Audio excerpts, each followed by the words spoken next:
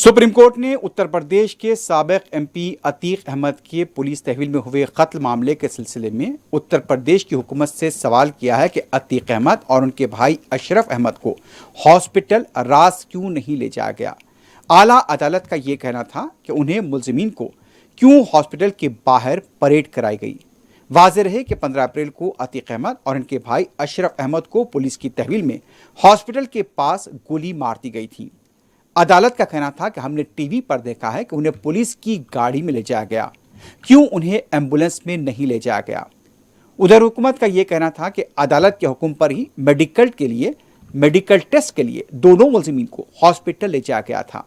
आला अदालत ने उनकी तरफ से जब पूछा तो उनका यह कहना था कि मुकामी अदालत ने कहा था कि हर 2 दिन में उनका मुआयना कराया जाए।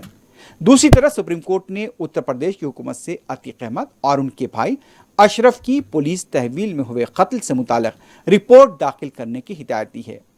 आला अदालत ने अतीक अहमद के फर्जंद असद अहमद की 13 अप्रैल को झांसी में स्पेशल टास्क फोर्स की तरफ से किए गए इनकाउंटर पर भी रिपोर्ट तलब की है।